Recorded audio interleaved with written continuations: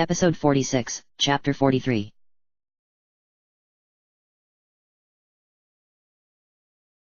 Chapter 43.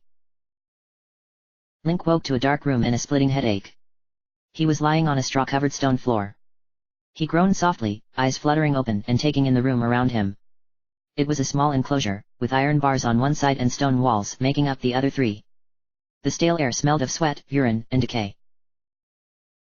He gasped sharply, sitting up and looking around, eyes wide. He was only in his tunic and trousers. His gear, down to his boots, had all been removed. The Sheikah slate was missing. The master's sword was gone. And he was in a cage. "Hey!"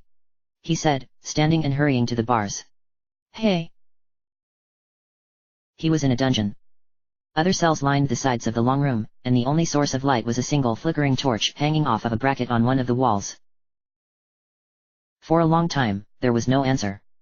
Link looked desperately around the dungeon for anything he could use. Yet the dungeon seemed empty and devoid of life. He couldn't see his gear anywhere. A door opened down the hall, its hinges squealing loudly as a tall Gerudo stepped into the dungeon. She walked down the hall to stand in front of Link's cage, and he couldn't help but to take an involuntary step back from the intimidating woman. She towered over Link. The Gerudo woman had her long red hair tied up above her head in a long tail that hung down her back and wore a great deal of golden armor plating. The armor itself appeared more decorative than actually functional, as it contained multiple rubies near the waist, on the legs and arms, and one at the center of her collarbone. She had yet another golden decoration above her forehead, which bore some kind of disturbing face with bared teeth. She held a two-handed greatsword in her hands and placed it, point down, on the ground. She looked down at him with an expression of fury. "Vo! Why did you attempt to enter Lady Riju's room? What was your purpose in coming to Gerudo City as you did, on the back of that flying contraption? My name is Link and I..." She slammed the tip of her sword to the ground, cutting him off. "Did I ask for your name?" Link hesitated, staring at her. Finally, he pursed his lips and stepped closer to the bars. "That flying thing is a divine beast. I just freed it. And I came here to do the same to yours. And entering Lady Riju's quarters. I didn't mean to do that, I just overshot my destination. It wasn't my intention to stir up any trouble." "Are you an assassin?" "What? No. I came to help you, not..." She brought the point of her sword down again, and Link shut his mouth. The tall woman eyed Link, her expression severe and unchanging. Finally, she lifted her sword and turned, walking back towards the door. "Wait!" Link said, startled. He rushed to the bars. "Where are my things? Where is my sword?" The woman didn't answer.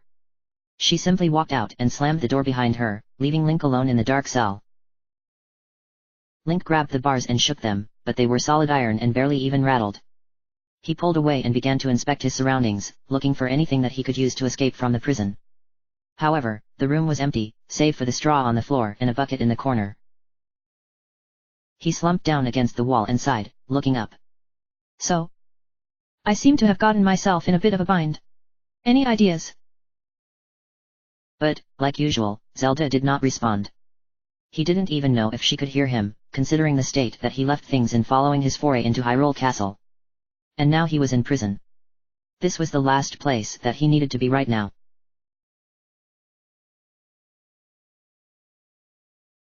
The Gerudo woman came back 3 times that day. At least, Link assumed it was all during the same day. It was very difficult to determine how much time he had been in his cell due to the lack of windows. Each time she came down, she demanded various answers from Link, what he knew of the divine beasts, how he tamed one, had he ever been near the city before, where was his home, and others, and refused to answer any of his own questions. It was obvious from the questioning, though, that she was concerned about Naboris. "Look, I told you," Link said, gritting his teeth. He was tired, hungry, and thirsty. And still in prison. "I came here to stop your divine beast. I've already stopped the other 3, yours is the last one." The woman, whose name Link still didn't know, glared at him. "If that were the case, then why not travel directly to Naboris? Why attempt to infiltrate the palace?" "I wasn't trying to infiltrate, that's not," he sighed, taking a deep breath. He wouldn't get anywhere arguing with this woman. Each of the divine beasts has certain defense measures. From what I saw, I would guess that Naboris uses sandstorms and lightning, correct? The woman did not answer but did not stop him from speaking either, so Link continued. That is why I came here. I need to find a way to get past or disable the defense mechanisms, and I figured the Gerudo might know a way to do so. At least, that was my experience with the Zora, Gorons, and Rito. She continued to stare at him for a long time, fixing him with cold eyes. Finally, she said, Then you are too late. What? The woman did not respond, however, turning and walking from the prison. Link watched her go, feeling dread settling in the pit of his stomach. What did that mean? He worried about the amount of time that it had taken him to get here. Most of the divine beasts had been rampaging since around the time he woke. Had it been a mistake to come to the desert last? He leaned against the bars, sighing. He could hear a soft scratching sound coming from one of the other prison cells. A mouse had made its home in one of them. Other than that, the only other sound in the dungeon was Link's own breathing. This is a fine mess that I got myself in, he said, looking at the sand-colored stone floor. First I charge into the castle to save you from imprisonment, and then I manage to land myself in an actual prison. Zelda didn't answer, but it made him feel better to speak aloud anyway. He backed away from the bars, pursing his lips as he looked around his surroundings again. If his Sheikah slate hadn't been taken, freeing himself from the prison would have been easy. As it was, however, all he had were his bare hands. He had already attempted to loosen some of the stone around the bars, but the prison was made well. He couldn't find a weakness anywhere. Link sat down with his back to the wall, grimacing. When this is all over, and we're telling the story to Cass so he can write a song about us, you know he's going to do that. Let's omit this part. I know you got on me about trying to always act heroic, but this is just embarrassing. He closed his eyes, instead focusing on his memories. Sitting with Zelda in the garden. That had been a pleasant memory. It might have shocked him how quickly they both opened up to each other had he not understood his own thoughts. Full of concern over his destiny and loneliness in his new position in the kingdom, he had been desperate for some kind of companionship. The only other person that Link truly seemed willing to speak to before Zelda had been Darakan. They only rarely saw each other. Link suspected that his princess felt the same way. In fact, she even had her own close friend that she was unable to see very often in the form of Urbosa. He thought that she and Urbosa might have even been closer than he and Daruk. Was it any wonder, then, that the two of them, so similar in their burdens, would eventually grow close? But how close? He wondered. This, he did not speak aloud. He wasn't ready to share those thoughts with Zelda. Not until he had more of an understanding of what happened following the Spring of Power. I cared for her. More than I should have, considering my station. The thought warred with the sense of knightly duty that he felt, even now, long after the feelings risen by his memory had time to settle. Not that there was a kingdom or a social ranking structure any longer. But there will be, he told himself. After we finish this. What would happen when Ganon was defeated? Cass had asked Link that very question, even going as far as to suggest that Link could become a leader in the land. He had implied that Link could even be king. The thought alarmed Link, yet. Zelda would be queen, would she not? I can't think of this right now. Link looked up at the ceiling. It's pure fantasy. There's no guarantee that the kingdom will even be re-established. At least, not immediately. He thought of the Rito and their immense pride. The Zora and their lingering mistrust of Hylians. The Gorons and their seeming obliviousness to the world outside of Death Mountain. Would any of them kneel before the royal family again after so long? Link grimaced. The thoughts weren't getting him anywhere. If anything, they only made his captivity even worse. He stood and began to stretch his muscles. After a few moments, he began to enter into a series of exercises and katas. As he did so, he felt some of his worries bleed away as he entered a near meditative state, his body moving largely of its own accord. The cell was small, but it had just enough room for him to fully immerse himself in his movements, as long as he was careful. His arms and legs swept through the air in a variety of motions, both offensive and defensive.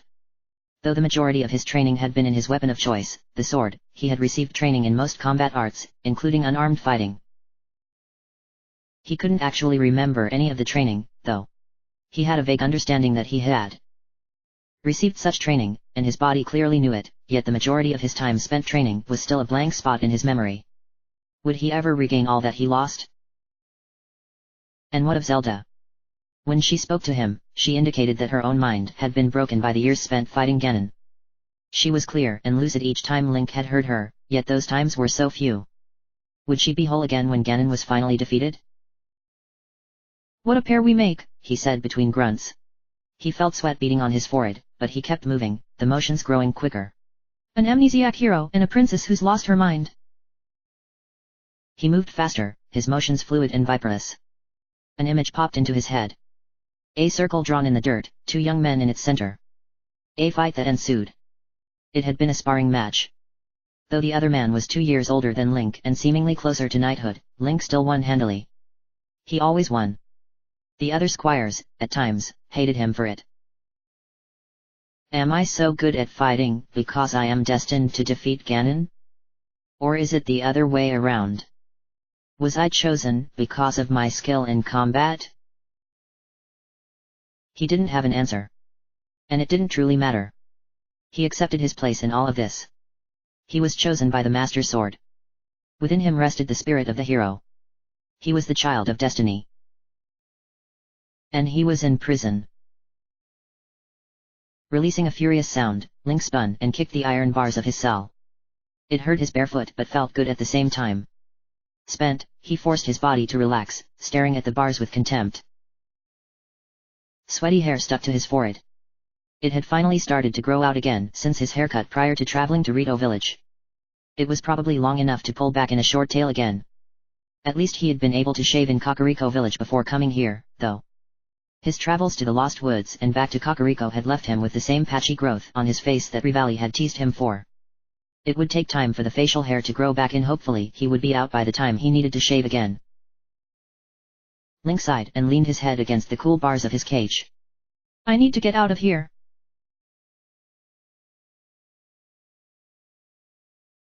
The door to the prison slammed open, and Link woke, shooting to his feet. How long had he been sleeping? Expecting the same tall Gerudo to appear in front of his cell, he was surprised when he saw 3 new Gerudo step up to the door. One of them held a keyring. Am I being released? He asked, stepping closer. The woman holding the keys did not answer him, but simply reached forward, unlocking the door to his cell. As she opened it, another of the Gerudo entered, holding a length of rope. Your hands, she said in a thick desert accent. Link hesitated, glancing from her to the other 2 Gerudo. Could he make a break for it? He was confident in his ability to fight, but each of them had deadly-looking scimitars at their waists, and he was unarmed. Your hands. The Gerudo woman with the rope took a step closer, looking down at Link with a furious expression. Sighing, Link held his hands out, wrists together, and the Gerudo bound them tightly together. Even if he could fight them, there was no telling how many more guards were nearby. Once satisfied, she walked out of the cage, still holding a length of the rope. She yanked on it, and Link stumbled out of the cage, into the midst of the women.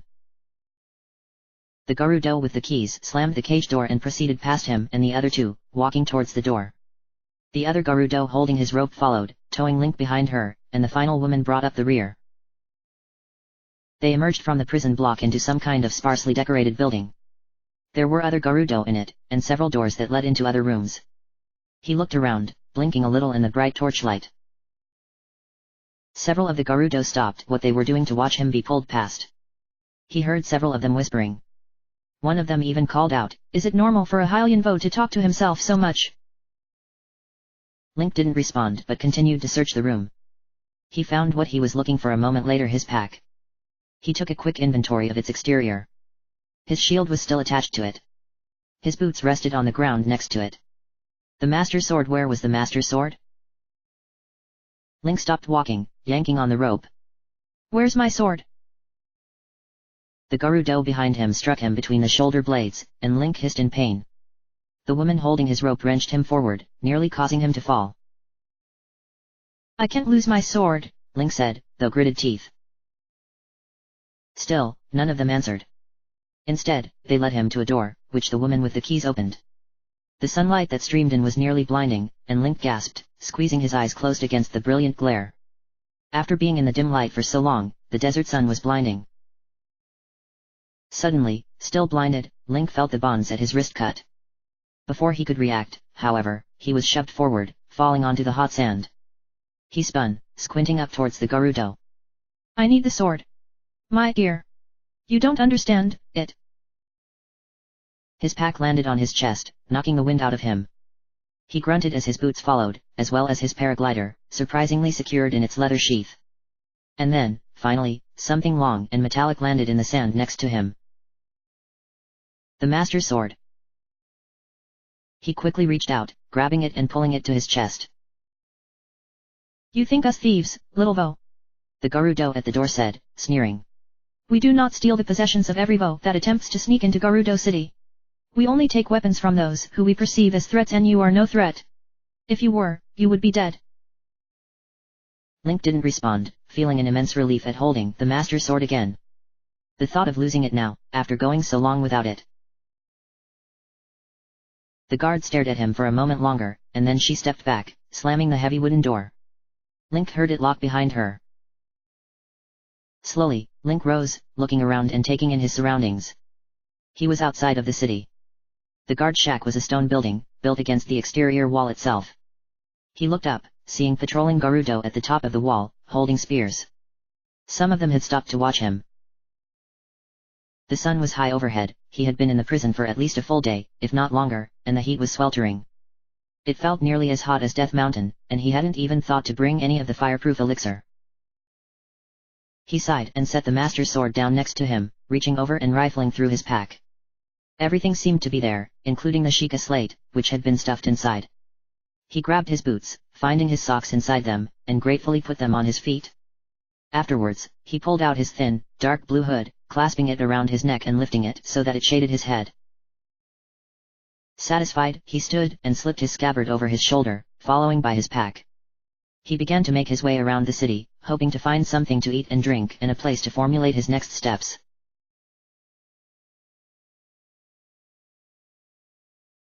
Look, I just need to speak to whoever is in charge, Link said, looking up at the Gerudo guarding the entrance to the city. Their spears were crossed, barring him entrance into the city. The rules prohibiting men from entering the city were still very much so in effect. No Vo may enter, one of the women said, smirking down at him. I know that I can't go in. You've told me that half a dozen times already. He said, exasperated. But I need to speak to your ruler or chieftain. Whatever you call her. It is important. Oh, do you hear that, Marina? The woman looked at her companion, grinning. It is important. Oh, yes, well. No Vo may enter, the other woman, Marina said. She waved her spear in Link's direction. Off you go. Back to the bazaar. I'm here to stop the divine beast, for heaven's sake. Link said, growing increasingly irritated. Yes, so you've told us. And once you accomplish this, feel free to come back. Marina said, grinning. And we will just tell you to go away again. The other Gerudo laughed. No men are allowed within Gerudo town. That is law. No exceptions. Link glared at the pair of women before, finally, turning around and walking away. The sun was already setting, and the night would bring with it bitter cold. He wanted to be back in his room near the bazaar before that happened. As he walked, however, he looked over his shoulder to gaze at the city. He had tried to enter it several times over the last couple of days, each time being rebuffed by the rather vigilant guards at its entrances. The wall stretched around the entire city, and there were only 4 entrances, one on each side. Each one was guarded by 2 or more Gerudo, with dozens more patrolling along the top of the wall. He had hoped that he had somehow impressed the woman that had interrogated him while he was imprisoned. Why else would she have had him released? However, if she believed in his mission, she made no effort to contact him now. He still hadn't even been able to learn what her name was or what position she held in the city's hierarchy. It wasn't that the Gerudo were unworried about Naboris, however. No, Link had quickly discovered that there was a great deal of fear over the Divine Beast's recent rampaging. As Link suspected, Naboris had begun terrorizing the Gerudo around the same time as all the others, though it had not yet threatened the Gerudo's capital city. It had, however, driven many of the nomadic tribes out of the deep desert, and destroyed several smaller settlements. Currently, the divine beast appeared to be wandering aimlessly with no specific destination or direction in mind, but most of the people suspected that it would eventually turn towards them. And, when it did, they had no way of defending themselves against it. As he made his way back towards the bazaar on the path worn in the sand by hundreds of years of travelers, he looked to the east to see what appeared to be the front of another sandstorm. Summers in Gerudo Desert, he found, brought extreme heat, powerful winds, and frequent sandstorms, even when not being terrorized by a divine beast. Grimacing, Link pulled his scarf up to his face. He would not be able to reach the bazaar before the sandstorm arrived. He could have turned back. The large grouping of tents that he had stayed in during his last stay in the desert was, surprisingly, still present outside of the city. However, he did not relish the idea of waiting out one of the storms in a tent. He was certain that it would be just as unpleasant as having to walk back to the oasis in one. Besides, there was no guarantee that any tents would be available for him to rent. He passed other travelers on the road heading the opposite direction. Mostly Gerudo merchants going back home after a day peddling their wares at the bazaar, though he spotted a few Hylians as well. Hylian women, Vi, as they were called in the native Gerudo tongue, were more than welcome in the city. All women were. Gerudo town was, as Link had found out over the last few days, the largest trading city in the country. Despite the dangerous roads through central Hyrule, many of the merchants came to the desert to trade with the Gerudo. While many Gerudo left their homeland during their life, most returned, and as such, the people thrived on outside trade. Link expected that merchants like Telma made an incredible amount of rupees bringing things like Hoteno dyes and fabrics from the east, not to mention the ore from Death Mountain. If something was made by the Gerudo, it was usually colorful and had some kind of gemstone embedded within it. Of all of the cultures he had visited since waking, none of them had thrived like the Gerudo. He wasn't sure what to make of it. He hadn't remembered the Gerudo being so vibrant 100 years ago, even though they had still been a powerful culture within Hyrule. He wondered if, somehow, the Gerudo's power and influence had actually grown since the calamity. The Guardians hadn't traveled out this way, and with the Hylians scattered to the four winds, the Gerudo appeared to have taken over as the dominant race in the country. The Zora likely could have challenged them, true, but they remained isolated in their domain, unwelcoming to outsiders until Link had saved them. The Gerudo, by contrast, welcomed all people, as long as they were female. They tolerated males in their outskirts, however. Men were welcome to peddle their wares in the bazaars and tents outside of the city, and many men even lived in the tents semi-permanently, having married Gerudo women and followed them back to their homeland. The wind picked up, and Link squinted his eyes as the coarse sand blew across his exposed skin. He raised a hand to shield his eyes, but it did little to keep the dust out. Everything had already begun to grow hazy. It made his eyes burn, and he felt grit between his teeth. A barking sound from behind him caused Link to look around, surprised to find a Gerudo woman riding a sand seal sled pull up to a stop beside him. "Vase Sock," she called, raising a hand in greeting to him. "Would you like a ride?" Link eyed the wooden sled, which was shaped like a shallow bowl. A rope attached to the sand seal's harness attached to one side of the sled, while another rope attached to the sled had been tied around the woman's waist. She held a pair of reins in her hand. He hadn't ridden one of these sleds yet and hadn't planned on doing so. In truth, he had hoped to be able to rent one of the Gerudo stallions, but quickly found out that those were far less common than sand seals and, therefore, not available to outsiders, especially Vo. He glanced back towards the oncoming sandstorm. It looked like a nasty one. The one the night before had coated much of his room in dust, and that had even been with the shutters closed. He hadn't yet been unfortunate enough to walk back in one, though. Finally, he stepped towards the Gerudo woman, who thumbed for him to climb on the sled behind her. Once behind her, he hesitated, looking at her waist. She, like most Gerudo, was much taller than him with long legs and wide hips. Also, like most Gerudo, she wore clothing that exposed a great deal of her dark skin, especially around her midriff. Should he just grab hold? She glanced back over her shoulder at him, raising an eyebrow. "What are you doing?" Finally, likely feeling more embarrassed than he needed to, Link placed his hands on her waist. For a moment, the Gerudo woman herself seemed somewhat flustered, but then she clucked her tongue. Her sand seal barked and began forward, using its fins to propel them forward with surprising speed. Suddenly, the sand seal dove beneath the surface of the sand, and the sled lurched beneath Link's feet as it got pulled along at an even faster rate. He held tight, lest he fall off, gritting his teeth. The Gerudo glanced over her shoulder as they rode, looking down at him. "Never traveled by sand seal, Vo."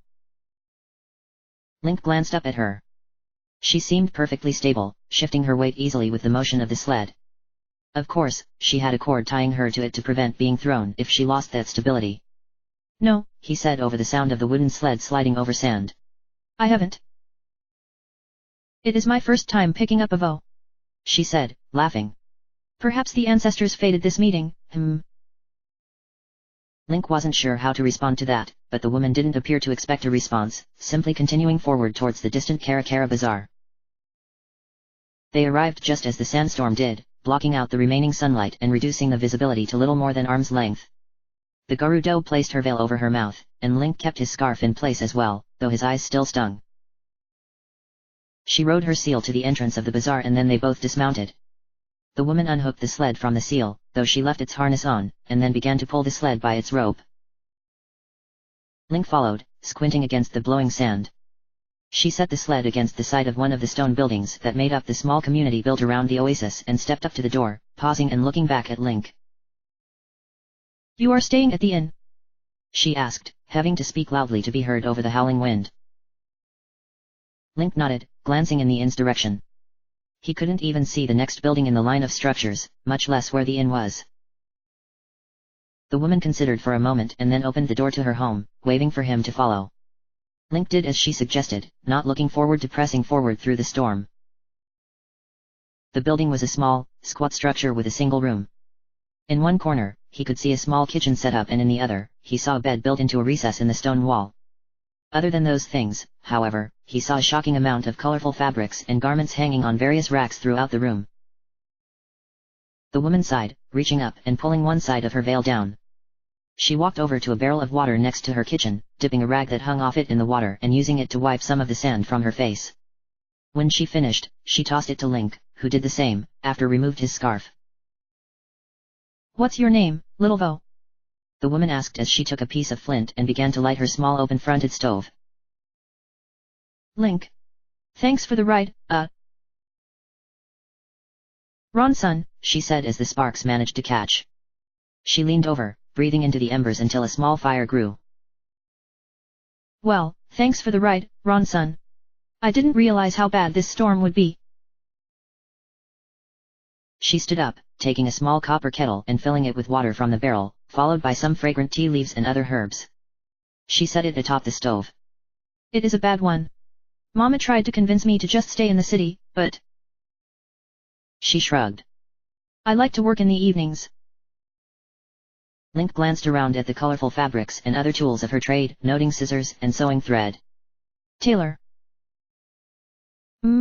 She said, walking over to inspect a piece of fabric, running it through her fingers. I set up down here since most of the others compete with each other in the city. If only Hudson could see this, Link thought, a bemused smile appearing on his lips. What is that smile? Ron-san asked, frowning at him. Did I say something funny? No, not at all, just... I was thinking about something else. Ron-san continued to eye him curiously for a moment. And what brings a Vo like you to Gerudo town? You're no merchant. Are you one of those who thought to come to our city to find a mate? Link felt his face flush deeply. What? No, I do men actually do that. Ron-san raised her eyebrows. Yes. Of course. All the time. I believe they consider us Gerudo to be exotic. And that actually works. She shrugged. Sometimes. I've known a few to choose husbands from such men, but most usually just have their fun with them and send them on their way. Ron-san eyed Link curiously. So, if you aren't here for that, then why are you here? It's complicated, Link said, looking down at the wet rag quietly for a moment, wondering how much he should say. I'm here about your divine beast. Naboris. Ron-san said, tilting her head to study him. And why would it bring a Hylian like you to the desert? I'm here to stop it. To tame it. She looked at him in some confusion for a few moments before a look of comprehension passed over her face. She smirked. Ah. I see now. That wasn't the reaction Link was expecting, to be certain. What do you mean? Your true reason for coming here? Ron-san's smirk only grew. I thought you said you weren't here to look for a mate. What? How had they gotten back to that subject? I just told you. Well, if you are hoping to take me to bed with your tales of heroics, then you should know that I have already decided that will not happen. Mama would have a problem with such a delicate foe such as you. Delicate? I don't know if... Link stopped himself, pursing his lips at Ron-san's amused expression. I'm not here to do anything with any Gerudo women. I'm here to stop Naboris from raging, and then I'm going to use all 4 of them to destroy Calamity Ganon. Yes, I am sure that line works quite well on your Hylian Vi, Ron-san said. But if you are hoping to impress some of my sisters, I hope you know that we Gerudo prefer action over words. At least when it comes to heroics. Now, if you are also a poet, well, then there are a few that I know that might be interested. Link opened his mouth and then shut it, trying to formulate his words more carefully. There was no point in getting drawn into a conversation about his appeal to women. He needed to redirect the conversation back on track or give it up entirely. Look, you saw the flying divine beast the other day, right? I know it caused a stir. Yes, of course, she said. I am not blind. Well, that was me. I flew on it to get here from Rito village to the north. I just freed it, as well as the other 2 divine beasts at Death Mountain and Zora's domain. Naboris is the final beast that must be dealt with. Then, you are the foe that attempted to infiltrate the palace. I didn't mean to do that, it just... Well, that was an unfortunate accident. Ron-san considered him for a long time, narrowing her eyes shrewdly. Finally, she turned and walked over to her kettle, pulling it off the stove and pouring the amber liquid into a pair of porcelain mugs. She walked back and set them down on her small table, before clearing it of some of the sewing implements that lay scattered across it. She nodded to one of the 2 chairs before taking her own seat. Link walked over and sat, taking the mug and lifting it to his lips, though he then hesitated. It had a familiar, spicy smell. He recognized that smell and looked down at the tea warily. Fire brew tea? He asked. Of course, she said, taking a long draw on her tea. Link hesitated a moment and then took a careful sip. His lips and tongue immediately burned with the sensation, but it wasn't as bad as it had been with Telma so long ago. He knew what to expect this time. It still nearly sent him into a coughing fit, though he managed to control it. Ron-san laughed. Is it too spicy for your delicate tongue? Link felt his cheeks flush, and he lifted the mug to his lips again, taking another sip and refusing to show any reaction to the spiciness. He could handle spicy food just fine, he had even cooked up a curry with some Gerudo spices the other night, but this tea was just... Why would anyone want this? Silence fell between them for a time before Ron-san spoke again. Naboris has caused a great deal of trouble for us as of late. There is great concern that she will turn towards the city. Link nodded. That's what I've heard. But that's why I'm here to prevent it from happening. So, what is your plan? He grimaced. I don't know yet. I had hoped to get into the city to see what the chieftain knew about it. There should be a way to get past its defenses. You cannot. Voar. Not allowed. I know. Link sighed. I've been told a few times now. He glanced up at Ron-san. I don't understand, though. What about when Gerudo have male children? Avo born to a Gerudo? That is extremely rare. I have never actually seen it happen, though my Vaba said a friend of hers once had one. And what do you do with it? Throw it out. The child. Ron-san raised her eyebrows. Of course not. We are not cruel. We allow him to grow until adolescence, and then he leaves the city. Usually to join with a nomadic tribe that allows Vo in their midst. There are other Gerudo tribes that allow men. We are a varied people, and we do not hate men. The law states that Novo are allowed within the walls of Gerudo town, but they are not forbidden from our lands. However, few foreign Vo are willing to endure the desert sun for long. Link frowned, leaning back in his chair and considering. So, he couldn't enter the city, and the guards made it clear that the chieftain would not be coming to him. It really only meant that he needed to find a way to get to the divine beast, himself, and try to find a way to get aboard. Ron-san, do you know a way I can get a hold of a sand seal? She watched him for a few moments, considering. Finally, she sighed. You cannot. Because I'm a Vo. Partially, yes, but more because the only place to rent one near here is in Gerudo town. You would have to travel all the way back to the desert gateway to rent one. She pursed her lips. But that is something that, perhaps, I may be able to assist you with. He looked up hopefully. Really? You could get one for me. You are serious about this mission of yours? Yes. Then, yes. I will rent a sand seal for you in the morning. After that, you may do as you wish. End of chapter.